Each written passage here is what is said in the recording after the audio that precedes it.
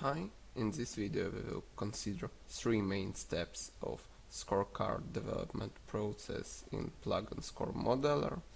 First one is data preparation, second one is data analysis, and third one is directly modeling. So let's begin. Let's consider what the scorecard is. Scorecard is a table with a number of characteristics with points for each of them. To get the rate or score, we need to sum the weights of clients' characteristics.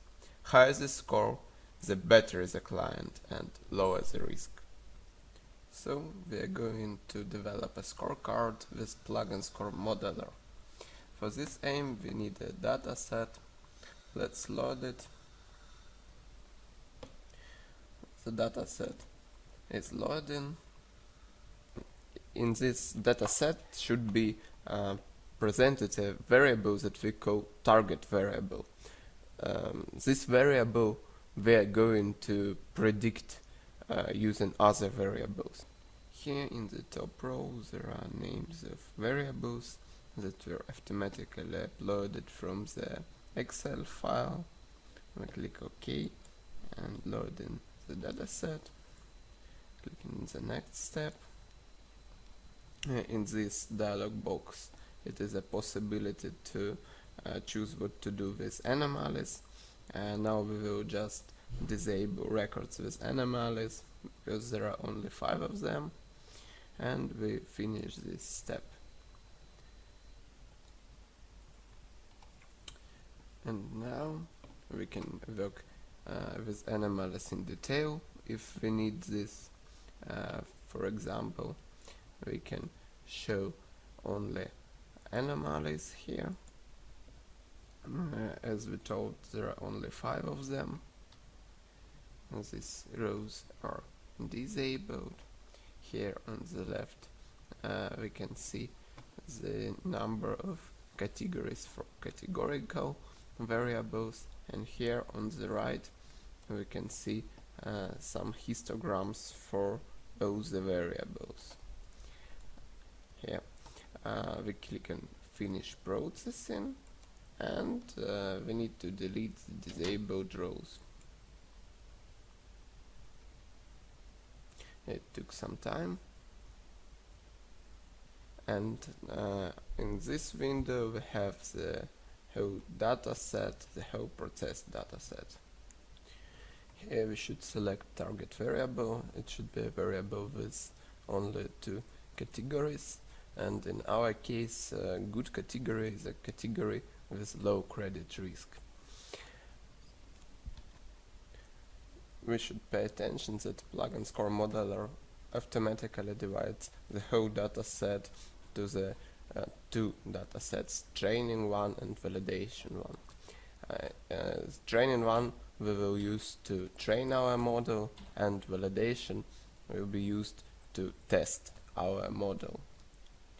Here we can manually assign the row to the validation subset or back to the training subset.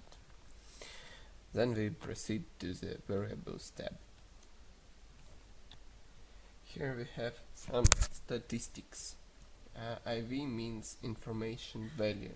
Information value is a measure of predictive strengths of the variable. So if we sort them by IV, savings will be the most predictive variable, and home ownership will be the least predictive variable. All numerical variables have automatically been transformed to the categorical ones, but we need to correct this being. For example, let's have a look on the job time. For binning there are a few simple rules. There should be a maximum 5 different categories. It should be at least 5% of the subset in each category. We're trying to maximize IV. Here it is 0.79. It is a very predictive variable. And maybe the most important one, it should be a logical trend. Here is an upgrowing logical trend. So it means that the client that has a big job and work experience, for example 5 years, he will be in the last category, has a lower risk than the client without any work experience. And these two categories have about the same bad rate, so we can merge them. And now we have only 4 categories.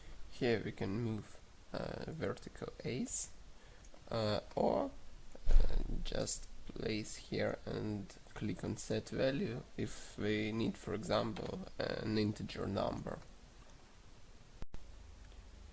Now when the correct bin for all the variables is done, we're moving forward to the tab Scorecard. The scorecard have been built automatically, and here you can see the scorecard points for each variable and each category. Here we can change the values in the expert way. For example, to renew the logical order. Here we can place 132 against instead of 152. So now we can look on the right. One of the most important characteristics of the scorecard is ROC curve and Gini coefficient. Here presented Gini coefficients for training and validation subsets, and Gini coefficients that more than 0.6 means that model is a very good classifier. There are also Kolmogorov-Smirnov curves with a good result, 64 and 68 in the validation and training subsets, cumulative good and bad rates, and this graph is important, it's good and bad distribution. Here the red ones is bad, and green ones is the distribution of good ones. We see that the mean value for bad ones is 459, and mean value for good one is 722. We can move the cutoff point. The cutoff point is a point from, for example, if we place it on 597, this means that the model thinks that after the cutoff point, when the score is more than 597, the rows will be and clients will be classified as good ones. If the score of client will be lower than 597, they will be classified as bad. Let's look on the classification graphs with this cutoff point, and we can see that 84% of bad ones are correctly classified. This means that only 1 from 7 bads will be classified incorrect. So this scorecard is quite precise, but let's look on the distributions on the training and validation subsets separately. Training and validation one. We see that that classification correctness, and it is called error matrix, changed insufficiently. This means that the scorecard is not only a good classifier, but it is also a stable classifier. So we've built a scorecard which is both a good classifier and a stable classifier.